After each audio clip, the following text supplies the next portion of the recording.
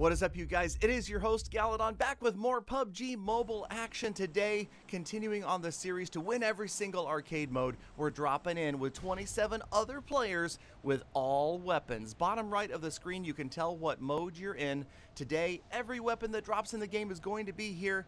If it's in a crate, if it normally spawns, it's going to be out on the field. So that's some serious firepower coming out there.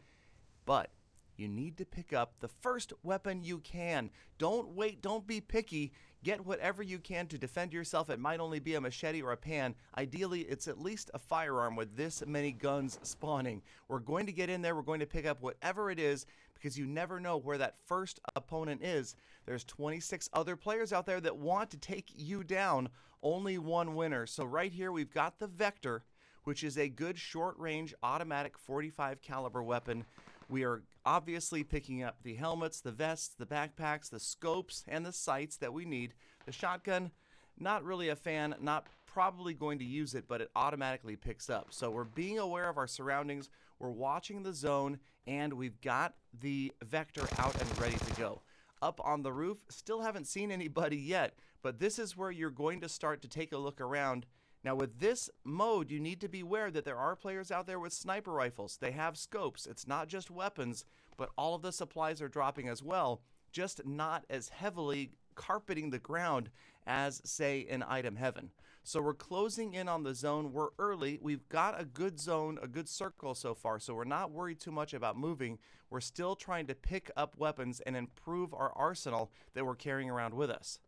And here is our first sighting of an enemy right inside. We take him down with the Vector. Great again at close range.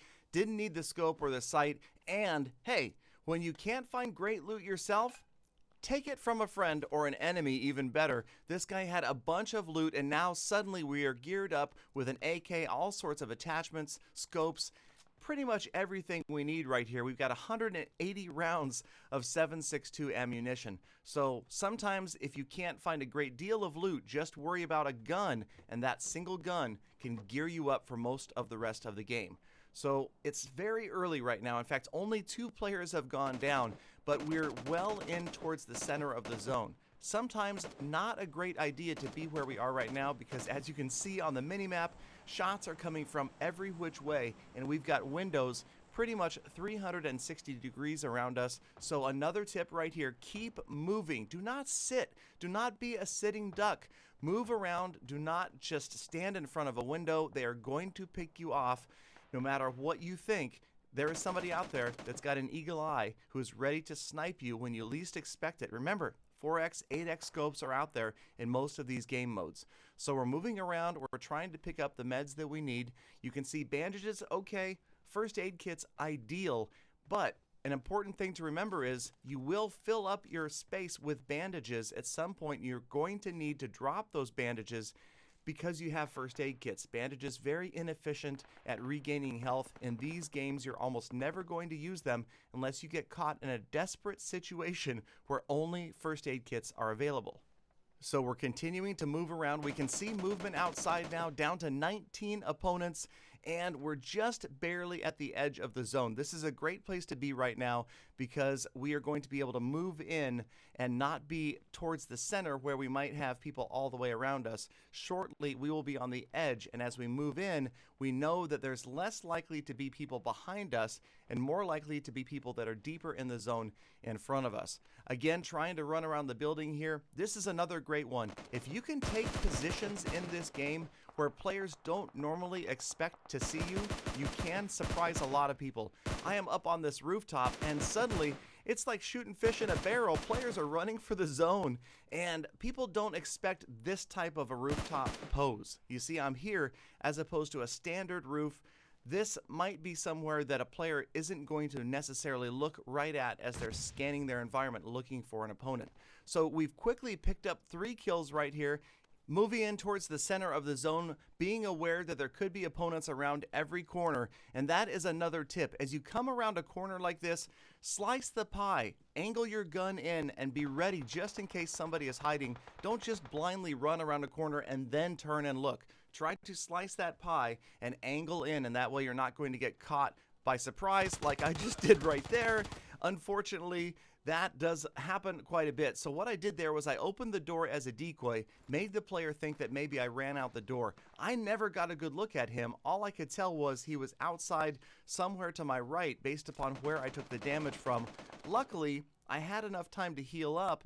That probably isn't going to happen in a classic game as much as arcade, because what likely happened here was the guy that was shooting me got shot or got attacked by somebody else in another direction and couldn't push me and finish me off. In a classic game, once you've damaged somebody like that, you want to move in and you want to finish them off before they have a chance to heal, or better yet, come on in and shoot them while they are trying to heal. They are absolutely vulnerable at that moment, and it's a great place to be when they don't have their gun out. So I survived that somehow. 8 opponents left, and now you can see the circle is closing into another field. So here we go again. It's prone time. We got into the shadows, we got into some of the taller brush, and it doesn't appear that anybody else saw us get into this area. Now, we are taking some damage, but once again, we're very aware of where we are, and we knew that we would just take a tick or so of damage and then be able to get into the shadows. Going to go ahead and take that boost. Remember, painkillers and energy drinks are going to help you fill back up just a little bit of health, and that may be all we need to stay alive. There's only 4 other players left right now, but you can see the zone is tiny, and we're faced with a road between ourselves and the rest of the zone. So we're going to have to make a run for it at this point. You can see smoke up there. You could see that there were shots in the area, so we're hoping that we could sneak in to this grassy area, go back prone again, and it looks like it because now it's us versus 2, and maybe they're facing off with each other. We have crawled into the next circle, and this is a great place to be. In the circle before it closes at the end of the game, because then you can watch as your opponents rush to try to get into this area. Doesn't look like anybody is behind us. Nobody's going to be hiding in that gas right now by those buildings. We can see a guy behind the tree right here. Get the angle on him, shoot him in the thigh, the knee, the foot, the ankle. He's going to go around the other side, and we finish him off right there. Only 1 player left. Again, we didn't need a headshot. Didn't even need a torso shot to finish him off. Now it's 1v1, mono e mono, or mono e.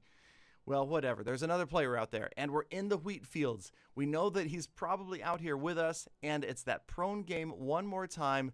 Be on top of your prone game. Use that camera. Use your eagle eyes to spy that person or get shot in the face like that and try to figure out where that came from. So we're not quite sure, and then we finally see him on the far left-hand side. He's only prone, and we didn't even need to exactly see him. You could see I just kind of approximated where he was. Got a little bit lucky there. Not sure how he hit me and then didn't finish me off. But hey, sometimes it's better to be lucky than good. Thank you guys, as always, for watching. Hope you're enjoying PUBG Mobile like I am. Subscribe, follow, tweet me, comment, and I will see you guys again tomorrow for more PUBG tips.